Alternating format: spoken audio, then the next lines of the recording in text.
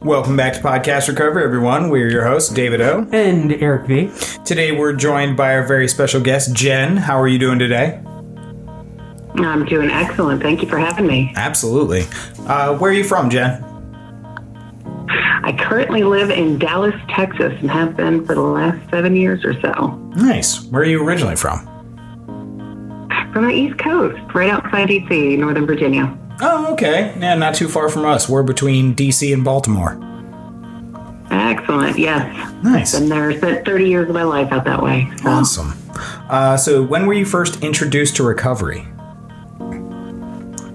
Well, my last sobriety date, I've had many of them. My last sobriety date was May 13th, 2018. But it took me about 10 years to get sober. So I would say the idea of recovery started much longer than my actual journey into actual sobriety. So yeah, somewhere around about 12 years ago, I guess I was introduced to sobriety and the road to recovery. Awesome. And how long have you been sober? So I just hit 2.5 years. Very exciting. Fantastic. That's awesome. All right. Well, with all that out of the way, we're going to turn it over to you to share your story with us. So take it away. Excellent. Thank you so much. And like I said, thank you for having me on the show. Absolutely. I appreciate you allowing me to share my story. I do believe that we get stronger as we share with others. So my story, as I mentioned, I am from the East Coast, and it really began when I was about 12 years old. And I like to start my stories here because my addictions started very differently from where they ended up. But when I look back at my life and start piecing things together, I'm able to pinpoint where this began in my life. And when I was 12, I looked in the mirror and I had heard the words of everyone else saying, "You're too tall, you're a jolly green giant, you're too fat." And I internalized what they said to me. And just to paint a picture, just kind of, they're totally cruel. And just to paint a picture, I'm 6'1" now and confidently wear heels. So I'm about 6'4" on any given day. Absolutely love it. But at the time, kids want to look, yeah, thank you. Yeah. And, but, kids want to be like every other kid. You want to look the same. You want to be the same. And I wasn't. And I remember when I was 12, seeing this boy in class, and I thought, man, he's so cute. And of course, boys don't grow as quickly as girls do. And here I was towering over everyone. And I thought, he's not going to like me for being tall and fat. And I wasn't really fat. I was just, I carried some baby weight. I was a little chunky. But, and I said, well, I can get a handle on this weight thing. And I thought of every way I could be shorter, shave my bones, just so many ridiculous things I thought of. And so I heard of this thing called an eating disorder, and I started down that path. I said, okay, well, I can control my weight. So here we go. And I think it's important to acknowledge this as the beginning of my story, because it's really when the disconnect started to happen with myself. I grew up in a very happy home. I was a happy child. I had self-love. I was going to be a rock star one day. I remember telling my dad that, and he was like, okay, let's see. And, you couldn't convince me that I was, awkward and wasn't going to be a rock star and all of this. But somehow by the time I was 12, I started to believe what the world was telling me, and I started to compare myself and internalize. And I went down this path of having an eating disorder, and the disconnect started happening within myself. And so my teenage years, I went through, and I really, I learned to live a double life. And it was a behavior that I learned during my very transformational years. And I learned to show people what they wanted to see, which was good grades, singing in the choir, going to church, working out. What I didn't share was my bulimia and not being able to hold food down and all of the destruction that was happening. And after about 5 years, I finally got a handle on my eating disorder. And what I didn't realize is that I had created a foundation within myself for triggering my reward system in my brain. And I went from one addiction into another, into another, into another. And before I knew it, I was in my mid-30s and I was a blackout alcoholic, leading two lives the same way that I was when I was 12 years old, showing you only what you wanted to see. So my journey, as I was going throughout, I didn't realize that all of this was happening. So I had gone from this eating disorder to, I went off to college and of course everyone experiments with things, and I was, I'd smoking cigarettes and, whatever. I thought I was just having a good time, but I always acknowledged that there was something different about my drinking. And I always wanted more and more. And the amount that I would drink was excessive in comparison. But, I'm a big girl, right? I'm 6'1". I should be having more. It's like, when I look at the ibuprofen bottle and it like suggests 2, I'm like, well, for me, that's like 4, right? And so why have 2 when you can do 4 and just knock out your headache, right? And so I'm like, why have 8 when you can have 16? I mean, I'm twice the size of all these people. And so I guess I kind of justified some of the quantity just based off of my size. Now, height and your alcohol consumption may have a small comparison in terms of what you metabolize, maybe, but I'm not hundreds of pounds.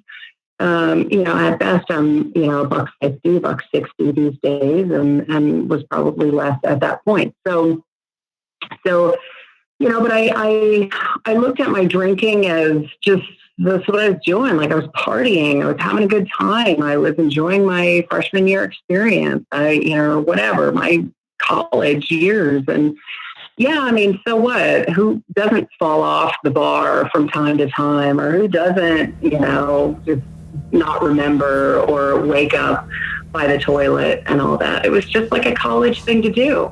Mm-hmm. But my college thing to do kept going.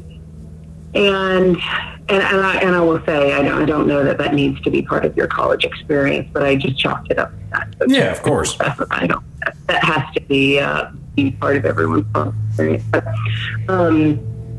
so I went, I just went along in my life, and I could tell that I wasn't a normal drinker because I would get verbal affirmation from others, whether that be friends of mine or, man, you drink a lot, or, the waitress would keep coming around like, oh, did you just finish your drink? Or didn't I just bring one out? All those little signs that maybe you're drinking too much, too fast. And I ended up moving to Italy when I graduated college, and it was the land of wine, and it was wine for like €1, which is almost $1. So, whoa. And so I was able to get really good wine for a really cheap price. Mm-hmm. And it just, again, and I'm in my mind, I'm like, well, it's part of the experience, right? This is what Italians do. Italians drink wine, and I drink wine. When in Rome. So, when in Rome, exactly. Just do the wine thing. Yep. And so, I always had some kind of, justification, whether it be my size or being in college or, wanting, being in Italy or whatever. There was always something. And at some point I acknowledged that my behavior, it was talk worthy, in the sense that I did end up getting married at some point. My husband would make a point to say, do you remember what you did last night? And, I would have friends and they would start to express concern. And so I started to back off from, this is something that I want to visibly show to people. Mm-hmm. And over the next decade or so, I really learned to retract myself and go back to that same behavior that I had learned when I was a child, which was to show you only what you wanted to see. Because it wasn't just this college thing, or it wasn't just an Italy drink wine thing, but my behavior was so poor. Whether, I was sloppy. Oh my gosh. And I couldn't tell you how many people have had to carry me out of places, or, put me to bed or whatever. And I'm not real small. I'm real hard to get through a door frame, just for the record. I mean, it's a lot. And so it was a lot to put on people. And so, you start hearing this enough and you acknowledge that, okay, well, things aren't, this isn't how other people are, but this is how I am. And, there was an addiction that was inside of me, and I wanted this, but I didn't want you to see it. I didn't want to be judged from this. And so, just like I had done before, I poured myself into all of the things that you would want to see. And I had a very successful corporate career. I even found myself in Afghanistan with a top secret clearance. And I was contracted with the Department of Defense. I contracted with Department of State. I worked down at Main State in Washington, D.C.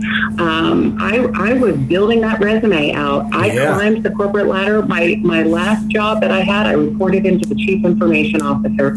That is the highest spot right before you get to the CIO. That's part of the C-suite, and I reported directly into him. So, which is predominantly a male-dominated industry, and I was always one of the only women for about 15 years in my field.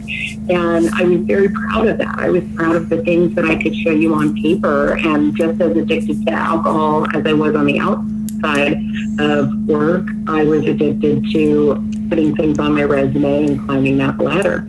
And I had, it's funny, back in 2014, I went to this group, this eating disorder group, went here in Dallas, Texas, and I started crying to them. I said, I have no idea why. This is literally almost verbatim what I said. I said, I don't know why I'm here, but when I look back at all my problems, this is where they started. And I was doing the exact same things that I was doing then, which is, showing that I was really good in school and doing, the choir and all of those things. And yet I had this destructive life. And now here I'm climbing the corporate ladder, and I've got this great resume, and I'm, I have a house, and I'm doing the things. And yet I have all this destruction, and I hate myself. And it was the same thing. And I'm like, decades later, like, how am I here? And it was even still, it took me another 4 years to get sober after I went and had that breakdown in front of a room full of strangers. But thank goodness for support groups, because man, they're amazing, and they're so empathetic on so many levels. Being able to look at other people and talk with them and hear from them. People that have gone through a similar journey or understand. And so for me, I mean, my life, when we talk about unmanageability, I would say that I had the epitome of at least for me anyway, it was of unmanageability. Like, I feel like I could be like a poster child for it, because here I was trying to hold it together. I mean, I was leading global teams, traveling globally, doing this thing, and yet I was in and out of jails. I was in and out of hospitals, and literally going right into the office. True story. I was practicing a speech for the CEO while I was in jail.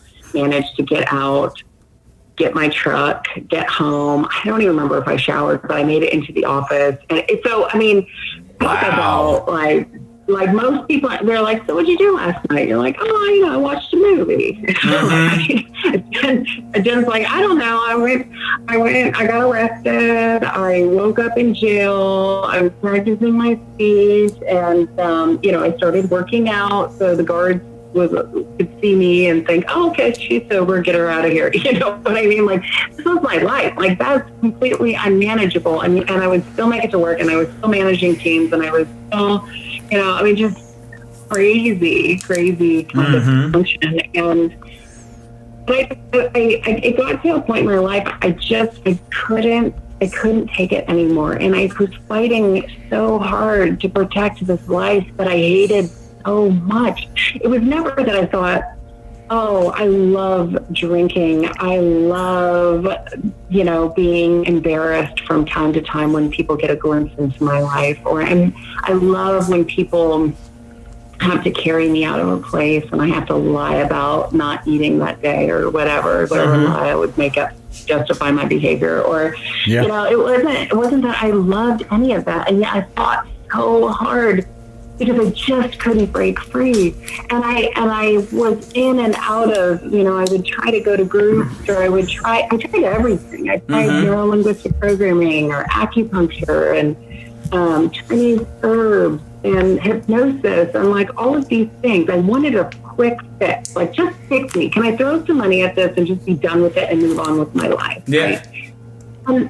And although that approach sounds great, it would be nice if it was that easy, but it's not. And what I realized was that I kept going after the wrong problem the entire time.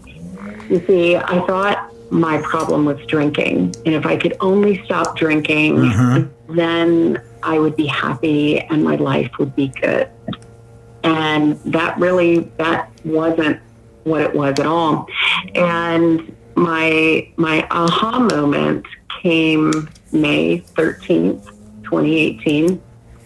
And again, for a decade, I tried everything. I don't know how much money I threw at, trying to get sober and how many different groups I went to. And again, I want to be really clear that I'm not knocking on anything that I tried. Yeah. But I will point out the fundamental difference of why my approach was wrong.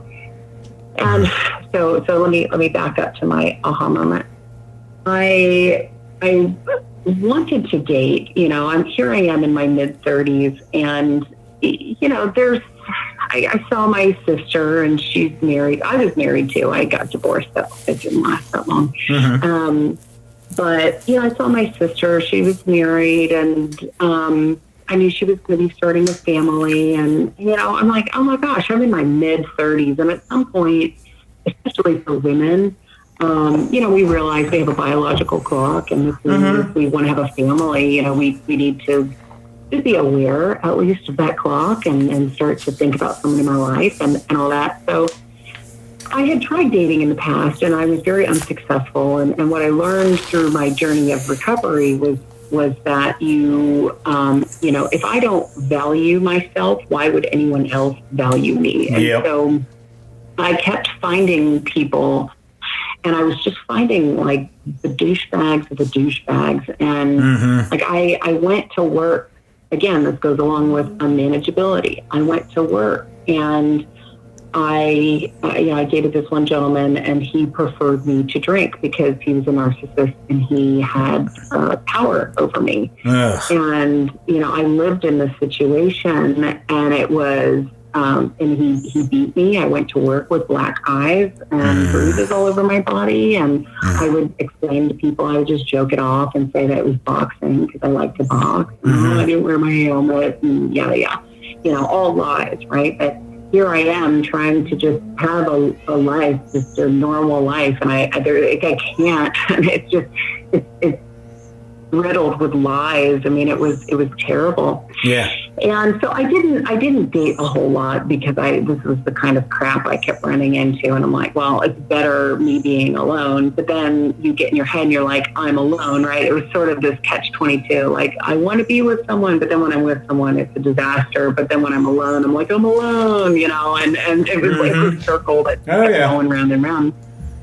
And so, so I finally decided, I'm like, this is 2008, early 2018. I'm like, okay, look, then something has to change as a guy that you're going after, right? Like clearly you're not doing well. So you've got to find a different kind of guy. So change the standard, because I would look at guys on like these dating apps and I'd be like, oh, you're a doctor, swipe left. Nope. Because you're too good for me, right? And you're a lawyer, swipe left. Oh, you're a police officer? Hell no. Like, definitely left. Lawyer? No way. Like, and the reason I did that is because I thought that I carried all this baggage, right? At first, I didn't want them to see my addictions, but, I thought I carried around all this baggage, and I wasn't going to be, good enough for them. And I truly believe that about myself. But I found this gentleman, and he didn't drink, and he just seemed to be this kind of fun and, peppy kind of guy. And so anyway, we started dating, and again, I was in this, let me just find this quick fix to my happiness, stop drinking. And I thought, okay, well, I'm going to find a guy, and then I'm going to be happy, and I'm going to stop drinking. And that's how it's going to work. And this was the lowest point in my life, and it had nothing to do with this gentleman. I just was broken. I was so broken, and I couldn't stop the drinking as much as I may get like a day or two sober, but I couldn't stop it. And I was so miserable, and he was such a good human being. And May 13th, 2018, we sat down on my couch, and we had the talk. And I was ready, because before, when people would approach me, like, my ex-husband, like, do you remember what you did last night? Or, cops would be like, hey, come with me, right? Like, It was never a pleasant experience. It was never like... Yeah, the talk is rarely a good thing. Yeah, it's always like, all right, let's put you in handcuffs. Or, it's like you're whatever. So I was ready to like have the talk. And so my guard went up. And then he said the 7 words that changed the course of my entire life. So here I've been battling addictions for 20 plus years. I tried to get sober from alcohol for a decade. And it was these 7 words that changed my life. He said, Jen, you need to learn to love yourself. And it was as simple as that. And I sat there on my couch, and I like froze in the moment. And I saw all these visions. I mean, so many things started flooding my head, because I was just like, I was prepared for war, and yet I was given a hug, and I was like, what? I just wasn't like ready for that. I was ready to combat, not feel the warmth and the love and the hug. And so I saw that child again, who was so excited about her life. I was going to be a rock star. I mean, I used to run downstairs as a child. We had a basement in Virginia, and I would run downstairs, and I would sing with a terrible voice, because I was convinced somebody was in my parents' basement, and they were going to steal me, send me to Hollywood for my voice. Like, and it was like not, it was like somebody was going to steal me, not like promote me. But anyway, it was my 5-6-year-old childhood brain. But my point is, I had so much self-confidence. I thought somebody was like waiting in my parents' basement to steal me, because I had such a bomb diggity voice, right? And it didn't matter that I had like awkward teeth. I had these tiny little teeth and big gums and like big thighs. Like, none of that mattered. Like, and I saw this child who just was so confident and full of self-love, and thought so much was going to be in store for her. And I was sad because I disappointed her. And then I saw this older version of me, and I was still lonely, and I was alone, and I was still battling with this thing that I was trying to fight so hard to keep hidden. And I was like, I'm done. I am done. And I told him that I commit to him, I commit to us, and I commit first and foremost to myself, that I will learn to love myself. And I just said, God, I'm done. Like, take the wheel. And it was, that was the moment. Now, I will say, this gentleman and I did not last for more than like a week or two. But I turned my addiction, because I am an addict through and through, and I have to understand how to navigate myself. And I have to be careful when I drink coffee. Like, I have to be careful if I drink gum or eat, chew gum. Like, anything that has, soda, anything that has like an addictive component to it, or just any of my behaviors, I have to be positive, because I can take anything good and turn it into like an obsession. But it can be channeled into something really good and amazing if you learn how to channel it right. And so that's why I had gotten into boxing, and because I just had energy, I didn't know what to do with it. And so I became addicted to myself. I told myself on that day that I was going to spend the next year just focused on myself and nothing else. And I wasn't going to have any major changes. I didn't want to have a big change in a job or move around or do anything if I had the control over it. And that I was just really going to focus on my wellness. And so all of those things that I had mentioned before that I tried, the thing that I had missed the entire time was me. And so my drinking, although was a problem, it wasn't the problem. It was actually a symptom, and I was the problem. And so I started going through and trying all of these different things, and I actually I realized after about 7 months that what I was doing was working. I mean, I had no compulsion for a drink. I was happy. I was happy for the first time, and I felt weightless, and it wasn't just the pink cloud, but I had worked in my mind all of these things like getting rid of my anger and learning about negativity and getting rid of it and how to put standards and boundaries in my life to protect myself and how to really strengthen my mind. And I felt weightless, and I realized at some point that I was kind of like working a program, if you will. And so I actually, on my 1 year sobriety date, I had told myself at about 7 or 8 months, when I started thinking about what was actually happening in my life and how it worked for me, it could work for others. And so I wrote a book about it, and I started it on my 1 year sobriety date because I needed my brain to settle, because there's a lot that we go through as we get sober, and it's your brain is remapping itself, and I had cigarettes and alcohol that I had pulled out of my head, pulled out of my brain, and I think of like roots coming out of the ground, and how the ground has to figure out its new path and grow and everything. And so it was about 4 months of just a lot of foggy happening in my life. And then I at some point things, and my memory was terrible. Oh gosh, it was really terrible. But so I needed a full year before I started writing. So that's how I came up with my 5-step reset plan. And I live and breathe by that. So that's sort of a high level where that's kind of my story. And since then, I have taken a new direction in life. And although it was great to climb the corporate ladder, and I'm really glad that I spent years in corporate doing what I was doing, but I now help others. My book, the tagline of my book is 5 Steps to Reclaim the Life You Thought You Lost and Learn to Live Yourself. So that's really what my focus is now, is helping others that have lost themselves along the way.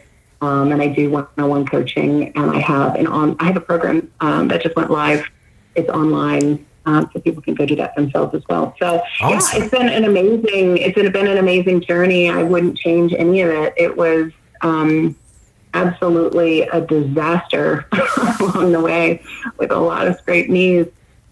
But one of the most important lessons that I learned was about failure, and that I made the decision one day that I'm no longer going to fail, and everything in my life is growth, a life lesson, or a course correction. And so I no longer look at these guys on dating apps and say, you're too good for me, right? Because I don't hold these things, and these things don't hold on to me, and I carry them around like dead weight. I've been able to free myself of things and say, wow, this is how this was able to make me stronger, or this was not the path I was supposed to be on. So it changed my path, and now it's more beautiful. And so a lot of incredible things have come out of this life, of this disaster of a life that I led for a couple of decades, but it's absolutely beautiful now. So that's kind of awesome. My life. I definitely have a whole bunch of questions. I hope Eric does too.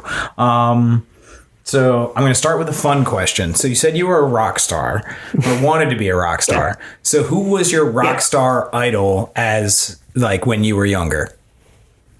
Oh my gosh. Probably New Kids on the Block. New Kids on the Block. Wow. Yeah, Okay. I super love them. Who for New Kids though? It's got to be Donnie Wahlberg. It has to be Donnie. What? Yeah, it's got to be Donnie Wahlberg, dude. No. Who else are you going to go with? What, Jordan, right? Who's I don't know. And then there's, I'll be honest, the only one I know is Donnie. Is it JC or is it? No, JC was in the Backstreet Boys. No, NSYNC. Oh yeah, you're right, NSYNC. I don't know. Sorry, I don't know. I really don't. I'm not up to par with my. I don't know. It could have been anybody. It could have been Pat Benatar. It could have been Madonna, or maybe Blondie. I think Blondie is a pretty good one. Blondie's fantastic. Madonna. Mm-hmm. Heart. I liked Straight Up Nothing. Do you really want to love me? I remember, but we used to dance there all the time. But that was going to be my my life journey. And you know what? I'm not done yet. So who knows? No, exactly. That number one hit could be lurking. Who was yours, Eric? Who was your rock star idol? Elliott Smith. Yeah, it's. Okay. I mean, it's pretty easy. I think you've known that for a long time. Yeah. Yeah. All right, that's fair. I'm actually wearing a T-shirt of mine. Joey McIntyre and Jordan Knight. Okay. Jordan Knight. Joey McIntyre. Yeah, he was like the young one. Yeah. I actually watched and then he became like a reality TV star in like the early 2000s. No, I do not know. He had like a comeback. You would know better than me, David. I don't know. I used to watch trash television. Okay. Back to my next question. So, with your book Reset, it talks about those 5 steps. Can I ask for a spoiler in what those 5 steps are? Absolutely. Yeah, it's a methodology of first really getting into the brain and making sure that we've got the solid foundation. Talk about things like choice and control and failure, victimization, and we get our minds really, really tuned, because if we have the right perception, right, we can have a beautiful reality. So it's all in the mind. So we spend time doing mindset work just to create that foundation. And we start, so that's in the recognize phase. E is to eliminate. The first E is eliminate, and we start to eliminate things in the life that don't serve you. Mm-hmm. And that could be people, places, things, ideologies, and anger is a big one. And so all of these things from our past, or, what is dragging us down. So we bring clarity to those areas. So first it's the mindset, and then it's removing things that don't need to be in our life. Okay. And then we move into structure. And this is where we start to look at standards and boundaries, and what do we want to fill our space with now that we've emptied it out of things that don't support us or that don't promote growth. What is it that we do want to put in our life, and how do we protect ourselves? And that's through boundaries, which I wrote my second book on boundaries, which was pretty neat. I thought boundaries was a pretty narrow topic, but it's a massive topic. Oh yes. I came to find out. So yeah. So then structuring our lives, and then we move into the 4th step, which is elevate, and that's learning to live in an elevated state, finding purpose, living in gratitude, learning to be present. And then finally, the last T, or the T, is for transformation. Mm-hmm. And that's about how you make what we've learned into a lifestyle. And because, I think of my, physics class when I was in, high school or calculus or whatever. Mm-hmm. And I just learned all these things, and then I took the test and I was like, done, brain dump. And that's not how we need to treat ourselves and our life and our mindset and how we approach life. It needs to be a lifestyle.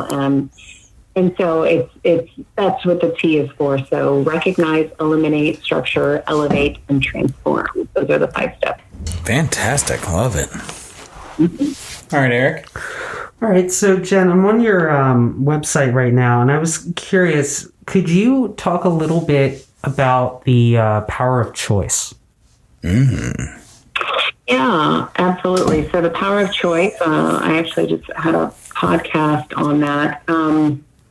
So I think for so many of us, and this is what we talk about in Recognize, is that we actually have the power to choose, right? We can choose to look at something positively or negatively. Absolutely. We can look at the glass. I know this is cliche, but it's true. Is the glass half full or is it half empty? Ooh. We can choose to look at something positively or negatively, optimistically or negatively. I mean, everything is a choice. If you think about a puddle, you could walk by that puddle and you could be like, that dang puddle, right? Where you stepped in it, got your shoe a little wet. Yeah, of course. Or you can look at that puddle and maybe it shows you the clouds in the sky and you say, wow, that's an amazing puddle. I'm so glad that I just, got a glimpse of the sky because I've just been looking down at my phone and just didn't even know that the sun was shining, right? Yeah. These are perceptions and they're a reality. And so the reality is that, oh, shoot, my shoe is wet, or it's, oh, wow, the sun is shining.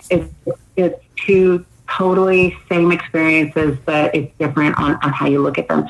Yeah. But when we don't realize that we have a choice, and a lot of times our brains just naturally go to the dark side. They go to a negative place because they've been conditioned that way. That's how my brain was. And it was, even into work, I remember there were times, I was like, hey, Jen, can you stop by the office? And I'm like, oh, am I in trouble? Why do you think that? Why, when I go into my boss's office and it was nothing bad, why did I go through that negativity, that narrative in my head of, oh my gosh, I'm about to get laid off, right? Or whatever. And it had nothing to do with that. But our brains just naturally go there. And so that's why as part of Recognize and the reset plan, it's getting strong into our foundation. And if we acknowledge that we have choice, that's power. Yeah. So you know what? I don't want to look at this. This is so silly, but when I lived in Italy for a couple of years, and Italians are such romantics. I love them. Just the way they look at life is just everything is like, oh, that's amazing, or they just make up stories like Da Vinci sat on that tree, and you're like, oh, that's a lie. But anyway, so there's a lot of dog poop on the street, and they're like, oh, you stepped in dog poop? Make a wish, like that's good luck, and how many of us are like, dang it, Yeah. If we're just like, you know what, make a wish, and so for them, that's their reality is when they step in dog poop, which who likes to step in dog poop? You're like, that's kind of gross, right? But they're like, make a wish. So they get a wish out of it. We get a headache, right? They get a wish, and it's all perception. And so that's power is when you realize that you own your perception, when you have that choice, and when you find yourself in a state of suffering, which is anything other than peace and, happiness and joy, if you're in anything else, that's a choice that you make. So it's acknowledging that you own that. Like, it's so extremely powerful. I talk about that in one of my podcasts as well. So there's a little 30-minute bit on that. But does that help bring some clarity there? Yeah, that was fantastic. And it actually kind of illuminated something for me because I didn't know that about the Italians, how you step in dog poop and you get a wish. They must be the ones behind a bird shitting on your head being good luck. They have to be. I was at the pool a few months ago, and I had a bird poop on my head. And my friends already think I'm a little high pie in the sky anyway. And I was like, is there poop on my head? And I'm like, yeah. Like, oh, I'm making a wish. And they're like, you're nuts, Jen. I'm like, whatever. But I'm happy. It's, I don't know why that's a good luck, but I guess it is a power of choice type of perception thing. I'm just not there yet. I'm still focused on the bird shit on my head.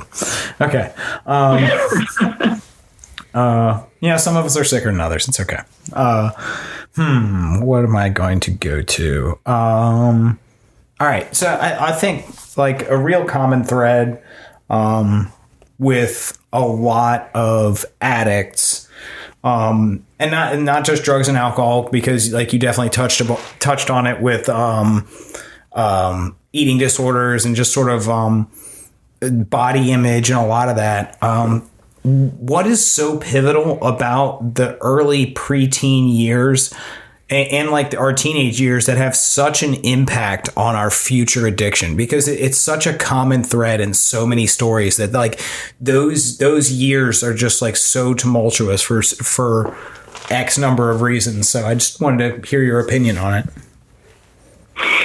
I think that's when we're just trying to figure out our identity, right? And there's this idea in society that we all need to be the same. And one of my, I've trademarked this word, uniquedom, and it's stepping into your unique space, like your unique kingdom. And if I could tell myself when I was younger about how amazing it is to step into your uniquedom, it's the most incredible thing. I walk into a room and it's not like, I don't know, is Jen here or not? Like, you just look up, like, there I am. And even if there's a tall crowd, you still are going to notice me. It's just how it is. And I've come to accept that. Yeah. But when we're younger, we want to look like everyone else. And that's when our brain pathways are developing and we're learning and we start to take in all of these senses and it's not like life comes with this book, right? Like this is your mindset book for life, right? Like we don't have it. We're listening to our friends who are blind leading the blind and we're comparing ourselves and these poor kids today have social media at their fingertips and they're like, I don't look like Kim Kardashian, that sucks, and you're like, no, maybe it's a good thing, just be you, right? But we don't. So when you're a kid, it's about being normal. How do you go unseen? And it's you're being influenced by all of these different things. And I think, if I could just go back and tell myself one thing, it's just accept and love who you are because you are perfectly and wonderfully made. And I didn't get that, and I fought it. And it's become my most unique and best asset is just to be me. And if we could teach this younger generation, or any younger generations, just be who you are and accept that. So I just think we're filling an empty shelf. It's like building a library while you're a kid, and you look around and there's a lot of comparison and you're just trying to figure it all out. And you're not given. I mean, you have your parents and you have all that, but you spend a lot of time with your friends, and it's maybe who you're hanging out with and what they're into or something they've heard, or, kids are mean. I mean, I remember being in a corner and somebody being like, you're too fat, or, everybody, even today, people are like, oh, you're so tall. I mean, they don't call me Jolly Green Giant anymore or anything like that, but, I remember those things. And when people comment, now, my perception is completely different of my height, right? Then, and again, this goes back to perception. It goes back to choice, right? I have a choice on how I look at these things. Like people used to say to me then, make comments about my height, and I interpreted them as negatively. I'm like, right? But now I'm like, it's great. It's amazing. So let me enlighten you why I wear heels because they're sexy. And, and I just learned that people just say things, right? And sometimes people, they don't mean to be negative about it, right? But it's our interpretation of it. And so someone told me one time, they're like, wow, you're really feminine. And I was like, oh, okay. Like, I didn't know what to do with that comment. I was just like, oh, okay, cool. And they're like, yeah, because most tall girls look like drag queens. And I was like, what? Wow. I was like, or models, it's fine, whatever, I just kind of scratched my head on that comment, but this is a woman I worked with, and she wasn't trying to be mean, but I realized, like, people just sometimes don't think about it. They don't think before they speak. But so the way that I look at myself now is my height is a way for people to talk to me. I've had so many conversations with people that I never would have had otherwise. And sometimes people don't know what to say to me. So they're like, you're tall. Do you like being tall? How's the air up there? Right. And so, and it's sort of their like way to relate, even though I'm like, it's an icebreaker.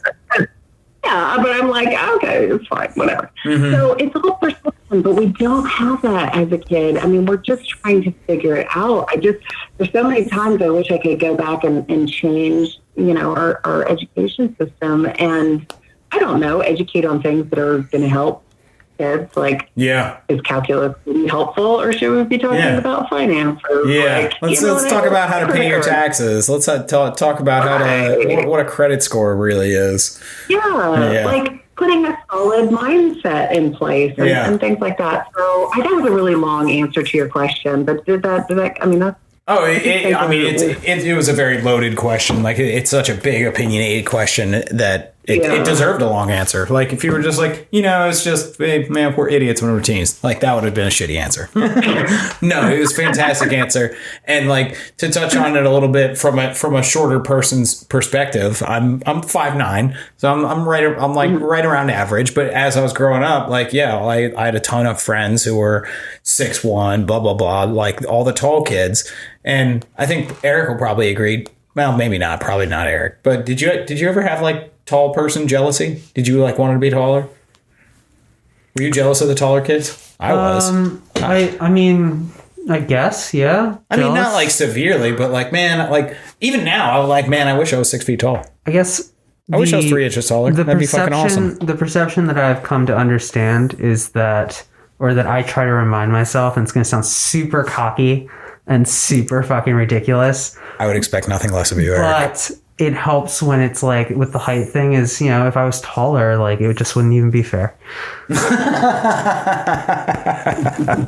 love that. Yeah, my wife, who's short as shit, she said her rationalization, she was like, I just reached perfection earlier than other people. And I was like, oh, that's a solid answer. Yeah. Mm-hmm. And my one friend who's super tall, they were like, yeah, well, I get the sunshine first and I get to cast a shadow. I was like, ooh, sick burn. Yeah. Yeah. There's some good ones out there for all the short and tall people, big and thin. Like you're great the way you are, and there's fantastic stuff about you. If we could only teach kids that, I mean, it would just be so empowering. Just be you. Like literally, I mean, I'm, especially as I grow my business and I do all these things. I mean, I have two things going for me, I mean, I'm 6'1" and my last name is Sugarmeyer. It's like, boom, boom. If I was like 5'5" and my last name was Smith, right? Not knocking on Smith, just very common last name. Yeah. I mean, people might still remember me, right? I mean, I hope from what I talk about and what I believe in and yada, yada, yada, that all stands for itself. But people might not remember my first name, but they'll be like, that tall girl, yeah, I remember her. Yeah. Sugar or something. Yeah, yeah, got it. So, I mean, it's so good to have something that makes you unique and stand out. And anyway, I could go on and on about that. But there's something about being, I was thinking about it the other day, there's that show, like, Are You Smarter Than a Fifth Grader? I don't even know if it's still on TV anymore. I haven't watched TV since it went off the air in 2002. But anyway, but I was like, are we smarter than a 5-year-old? Like, 5-year-olds got it. You know what I mean? They're like, I love myself. And they're like, I'm hungry. Like, I'm hungry. And they they speak up for themselves. They're like, I mean, I'm mad at you because you stole my pen. Like, they communicate. They are on it. Like, they're like, I need to take a nap right now. Exactly. And I think that's kind of why we as adults, like, we can say like, oh, kids are cruel. And it's like, they're not, most of the time, they're not malicious. They just haven't been built up and indoctrinated with a lot of quote unquote, like, social, like, paradigms, you know what I mean? Like, you're like, oh, you're not supposed to say that. They're just such a raw human being that, like, yes, they, like, what they can say can be construed as really mean, but then also, like, a 5-year-old or like a young kid can also say just the sweetest things ever. They're just like, your hair looks like a mermaid, and you're like, oh my God, thank you, that's amazing. So it's just about, like, they're just such raw individuals, and they just haven't been taught or jaded with, like, social norms. So it's just like, oh, they're tall. Don't say that. They're short. Don't say that. I think they're spot on about so many things. So I mean, when you get rid of the rough edges, you're just like, that confidence, that like ability to just communicate as it is. Like, how many times in life are we like I talk to people, I won't steer ourselves too far, of course, But, women, I hear this a lot from women. I'm sure men do it too. But they're like, women are like, my boyfriend didn't get me what I wanted for my birthday, or he didn't throw me a party. I really wanted a party. I'm like, did you tell him? Mm-hmm. No. Okay. I shouldn't have to. Yeah. And you're like, oh, right. But like kids are like, yes, I want a dinosaur party and I want all of my friends and we're all going to have magic lollipops. You know what I mean? My kids are like, this is it. I'm going to be specific. Yeah. Learn a lot from kids. Like 5-year-olds. Yeah. It's amazing. It's amazing how childish adults can be. All right, Eric. Sorry. We digressed very far down my rabbit hole. No, that's all right. But I do want to touch on the eating disorders. So at one point in my life, or a few points, I guess, in my life, I struggled with eating disorders, and I was curious, how did you go about building a healthy relationship as well as perception around food? And not to get too heavy into the other part of it, because we've talked about it a lot already, but food in relationship to body. Mm-hmm. Yeah, that's a really good question. I've learned that I have to have a balance in my life, and that balance is with exercise.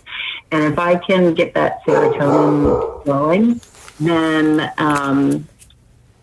I feel better about myself, which puts me in a better relationship with food. And so it goes back to, because I mentioned, I'm just an addict through and through. I really have to be aware of a lot of different things. And so I had a CEO one time ask me, like, what's the best thing I ever started to implement in my life? And I said, self-reflection. And I truly believe that. And we need to be very aware of ourselves, I think, on a lot of levels at all times. And so if I am going to sit down and eat a whole bunch of cake, which I love, like I love the corner piece with all the frosting kind of stuff. Hell yeah.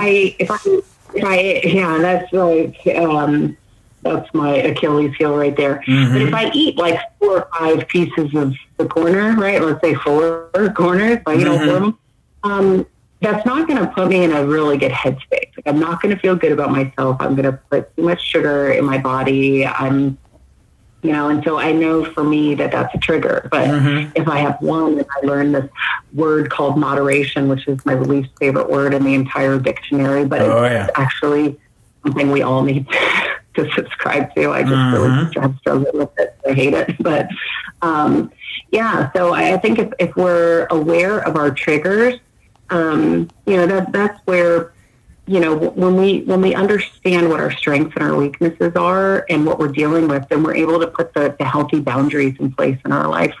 And so I know for me, I have this compulsion to want to eat in excess, and I want all of the things that, you should eat in moderation, and I want them in excess quantities. And I know that that's not healthy for me on a lot of different levels. It kills a lot of people. We can start there. It's one of those deadly diseases that's out there. And can go on and on. So I guess acknowledging that there's the issue and understanding what my strengths and weaknesses are. And like, I'm stronger when I work out. My brain is stronger. I feel it. I feel good about myself. And so that's now a boundary that I have put in my life. That's a standard. I will work out. I will do some type of physical activity because it makes me feel good. And I can have a piece of cake, but I can't do it all the time, because if I do, that puts me into a negative state. And so I know that that's a weakness of mine. Plus, it's probably not healthy to eat the cake diet. I don't think that's a diet. Eat all cake. It's somebody's diet. Yeah. Right. I think if I was going to choose a diet, it would be that one, because I really like cake. Oh, hell yeah. But yeah, so I think it's just really that acknowledgement of where are you at, and what are your strengths and your weaknesses, and building. You can build that healthy relationship with food just based off understanding who you are as a person. And I know, like I did fitness competitions for a little bit, and it was something that I did in order just to, I had this huge fear of being in a bikini in front of anyone. And so I did these fitness competitions. Not that I wasn't in the bikini class, I was in the fitness class. And I remember standing with 5-inch heels. You can do the math. I was 6'6". It was terrifying. Standing in front of the stage, being judged. Like, oh my gosh, what about the worst nightmare ever for somebody with a body? It was something that like I wanted to push myself to do. Just like they're like, okay, if you want to get over your it's exposure therapy. Yeah, and so I did that, but then I had to realize that. I've made the decision. I did a couple of competitions and I said, you know what, this isn't something that I want to keep up because it became so hard for me to mentally wrap my head around gaining a pound or two. I'm like, oh, I feel fluffy. And the reality is I had like 9% body fat, you know, and it's like, okay, so let's just get to a normal state, right?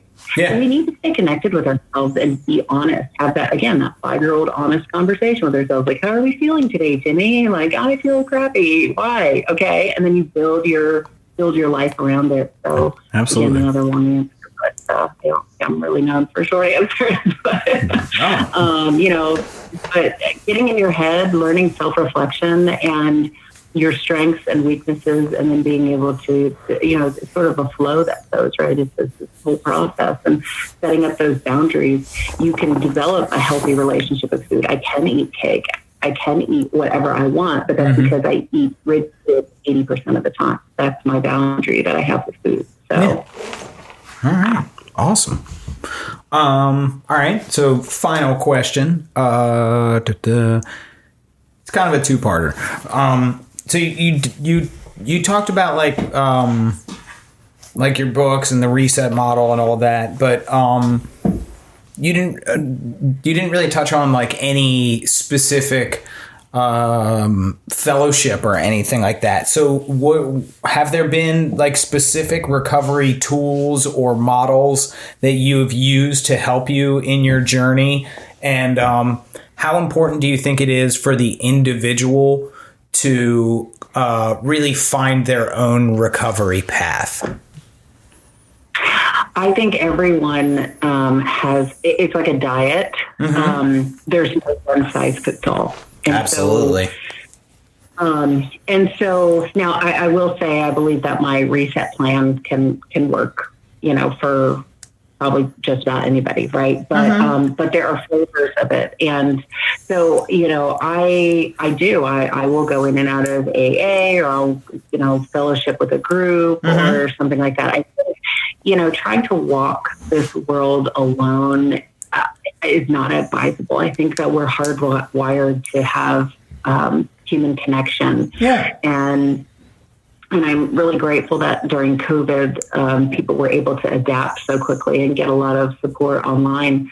But and whether or not you find that a support group, whether that be AA, you know, some type of 12-step or whatever that may be, or if it's just fellowship with others, it's important, I think, it's not only accountability, there's also, you know, empathy that you can have for others, that others can have for you. Yes. And then there's that level of support. And I think especially when we have people that are in the recovery community as well, it's good for people that are in our lives. Like, you know, my parents know where I'm at in the sense that, you know, they know that I'm in recovery. They know that I'm not, you know, I don't drink. They know, I mean, all this kind of stuff, but they're not able to empathize on a certain level. And so I think we as humans need to have that kind of connection with somebody. And it's really critical to our success, right? So you don't have to have all one or all the other. I think it's a blend of both. Absolutely. But it's very important to have stuff, even if it's just a person that you connect with and you hear their stories, you know, pop into the AA from time to time and just hear where people are at. It helps as a reminder. It helps as strength. It helps, again, that accountability. There's so many incredible benefits from fellowship. And so thank you for bringing that up, because that is such a huge thing. And just really being honest with all the people in your life about where you're at. I talk about that a lot in communication as we set up in step 3, as we start to put structure in our lives. And it's learning to accept help from others and learning to tell people where we're at. Because we don't need to do this life by ourselves. And that was another place where I severely hit the mark, was I thought, no, I got this. And I was very stubborn about me always doing it. And I mentioned on my aha moment, I said, okay, higher power, I'm done. Like, you take the wheel now. Like, I can't do this. So there's just a whole community between higher power and the recovery community and even the regular normie community that we need to be, honest with and plugged into and have fellowship. All right. Awesome. All right, Jen. Well, you are officially off the hot seat. So we would like to thank you for coming and joining us this evening. Yes. Thank you so much. It was a pleasure. Absolutely. And Jen, where can our listeners find you? Well, like I said, the great thing about having a last name like Sugarmeyer is I am the only one. So JenSugarmeyer.com, and sugar with an E. So as long as you spell sugar with an E, you will find me, JenSugarmeyer.com. And that houses my podcast, Level Up to 2.0 is the podcast. Nice. I've got my online coaching program that's out there. I've got my one-on-one coaching, my books, everything is out there. So you can also find me on social media, but it is the only Jen Sugarmeyer. Fantastic. All right. Here at Podcast Recovery, we are aiming to expand the scope of support for recovering addicts. Accessibility and convenience of helpful services is paramount to combating addiction. We work to bring the message of recovery to every addict, wherever and whenever it is needed. We believe that a powerful voice of recovery should be obtainable, practical, and at the touch of a button. Every addict deserves to hear a message of hope, and Podcast Recovery is here to provide it. Why don't you tell people how they can join our home group, Eric? That wasn't bad. It was okay. There was one you did like the other day. I know, it was so good, and I can't remember what I said. Well, here at Podcast Recovery, we need your help to help keep the mics on. So please join our home group through our Patreon page in the description below, or throw some money in the digital basket through our PayPal account. You can also like, subscribe, follow, share, comment, review, and do any other social media interaction that I can't quite think of right now on YouTube, Twitter, Facebook, Instagram, or wherever you can find Podcast Recovery. Absolutely. Everybody like, share, subscribe, send your friends our way, send yourself our way, and we'll get your message out to the world. But and for more information about Eric, Carly, Allie, and myself, go to podcastrecovery.com for all your recovery needs. And most importantly, everybody out there, stay safe and stay clean.